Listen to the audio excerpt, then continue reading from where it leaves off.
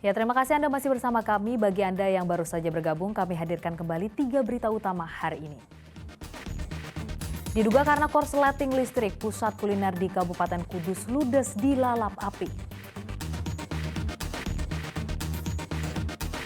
Saling ejek antar pendukung, pemilihan kepala desa serentak di Kabupaten Demak berlangsung ricuh.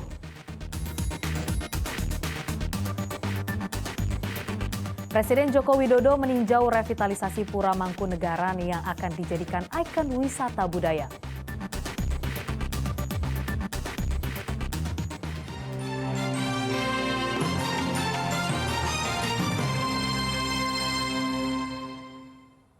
Pemilihan kepala desa Kerajaan Bogo di Kabupaten Demak berlangsung ricuh Minggu siang. Masa dari masing-masing calon saling ejek sehingga kericuhan terjadi. Kericuhan terjadi saat masa pendukung pasangan calon bertemu di tempat pemungutan suara. Dari video amatir warga, masa pendukung saling dorong bahkan adu jotos. Kericuhan terjadi dalam pemilihan kepala desa Kerajaan Bogo di Kecamatan Bonang, Kabupaten Demak, Minggu siang. Beruntung kericuhan tidak meluas karena polisi sigap memisahkan kelompok massa. Diduga kericuhan terjadi karena masa pendukung saling ejek. Dari pendukung yang satu sudah berada di lokasi, selanjutnya pendukung yang lainnya baru datang. Sehingga di situ mereka saling ejek-ejekan sehingga timbul gesekan. Namun dapat kita atasi ya secara cepat karena kita langsung datang ke lokasi setelah dapat laporan atau info dari Pak Kapolsek. Pada hari Minggu 16 Oktober 2022, 182 desa di Kabupaten Demak menggelar pilkada serentak tahap pertama. Polisi mengerahkan hampir 7.000 personel untuk mengamankan jalannya pilkades hingga tahap penghitungan suara. Taufan Yuda melaporkan dari Kabupaten Demak. Seorang pencuri di Kabupaten Kudus nekat membobol sebuah rumah di siang bolong. Pelaku memanfaatkan kondisi saat penghuni sibuk menyiapkan catering di dapur.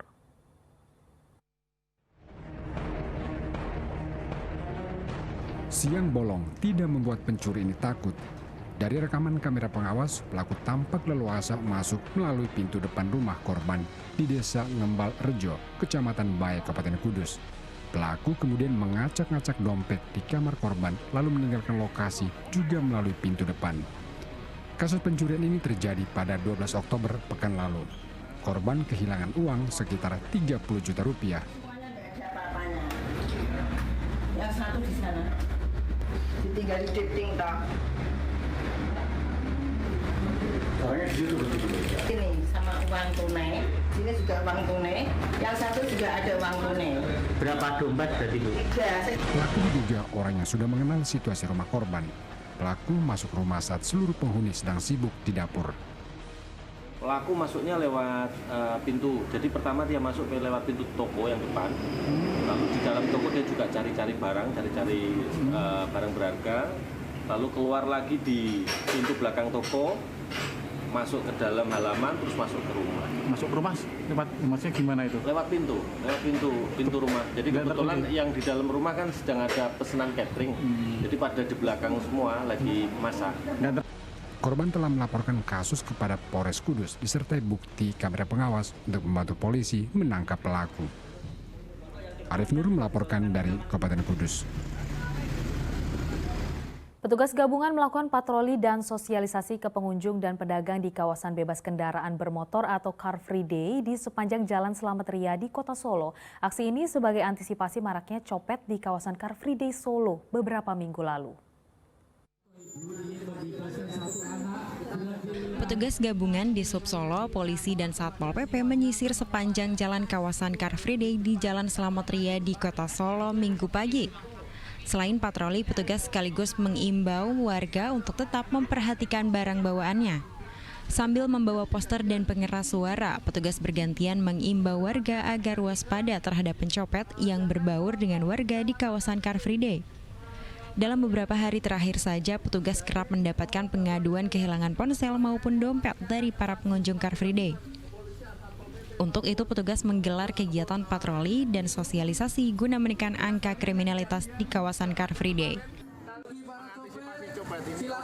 kami sudah menyediakan tempat istirahat kepolisian di simpang 3 pengadilan bagi para copet yang ingin mencopet silakan bisa beristirahat di sana. Petugas mengimbau pengunjung tidak membawa barang yang mengundang perhatian pelaku kejahatan karena kelengahan pengunjung justru memudahkan pelaku kejahatan untuk beraksi. Heri Prasetyo melaporkan dari Kota Solo. Seorang polisi di Kota Solo patut menjadi inspirasi semua polisi, terutama yang bergaya hidup hedon, yang menyisihkan gajinya untuk membantu para lansia dan orang sakit. Setiap minggu ia menyusuri lorong-lorong sempit membawa bantuan bagi orang tak mampu. Sebut saja namanya Aibda Galuh Sudarmono. Berpenampilan sederhana, anggota Polsek Lawean Solo ini sangat berhati mulia dan patut menjadi inspirasi semua polisi di Indonesia.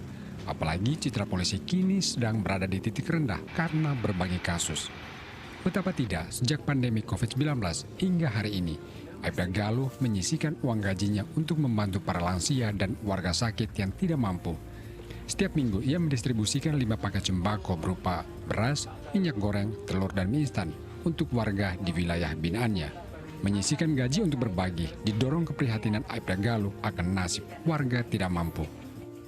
Di balik rumah warga yang besar-besar, tembok-tembok tinggi, banyak rumah warga yang kurang mampu. Jadi untuk mencukupi kebutuhan pokoknya saja sampai kesulitan. Terkait hal tersebut, kemudian saya mempunyai inisiatif untuk membantu dengan menyisihkan gaji saya. Saat itu saya diskusi dengan istri dan alhamdulillah istri saya menyambut baik dan juga membantu. Pak, itu programnya itu setiap hari atau gimana, Pak? Alhamdulillah memang dalam 1 minggu saya menargetkan untuk 5 paket sembako saya bagikan kepada warga. Aksi Aibda Galuh sangat membantu warga seperti Ibu Sumarni yang menderita glukoma. Penghasilan dari kerja serabutan sang suami tidak cukup menghidupi keluarga. Saya sakit dulu kan, sakit tumor otak, tidak dapat dioperasi, cuma alternatif gitu. Terus lama-lama kelamaan tuh katanya itu loh Pak, menyerang saraf mata. Nggak bisa sembako rutin dari Pak Galuh untuk membantu? Ya membantu sekali Pak, iya membantu, sangat membantu sekali ya, terima kasih. Yang ada perhatian dari pemerintah, dari Pak Galuh. Aibda Galuh menjadi secercah terang dari institusi kepolisian yang kini dinaungi awan gelap lantaran bertubi-tubi diserang kasus yang merusak citra kepolisian. Heri Prasetyo melaporkan dari Kota Solo. Penjara tidak menghalangi seorang tahanan di Polres Semarang untuk menikahi kekasihnya. Hari Minggu ia mengucapkan janji setia kepada kekasihnya di Masjid Polres Semarang. Panji tidak pernah bermimpi menikahi kekasihnya Klimah Mujiati di tahanan Polres Semarang. Seperti orang pada umumnya, Panji juga bermimpi bisa mengucapkan ijab kabul di masjid. Namun apa dilacur, kasus narkoba membawanya ke penjara sejak bulan September lalu. Meski demikian, penjara tidak membunuh mimpi Panji menikahi sang kekasih. Hari Minggu ia melangsungkan pernikahan di Masjid Polres Semarang. Upacara berlangsung cukup sederhana, dihadiri pihak keluarga dan dikawal polisi. Meski demikian, suasana tetap kusuk, terutama saat ijab kabul berlangsung. Panji Ketawang dengan mas kawin emas seberat 4 gram dibayar tunai. Saya terima nikah dan kawinnya Klimah Mujiati binti Bapak Juwarno dengan mas kawin tersebut dibayar tunai. Saksi. Hadir dan barakallahu laka wa baraka 'alaika wa jama'a bainakuma bi salihah. Polisi memfasilitasi pernikahan Panji sebagai bentuk jaminan hak tahanan.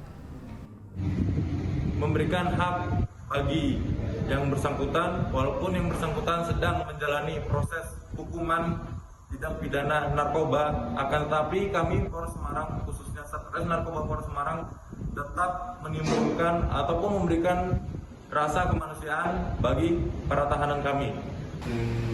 Mengucapkan terima kasih pada Polres Semarang dan Sarang Narkoba yang telah memberikan fasilitas pada saya hari ini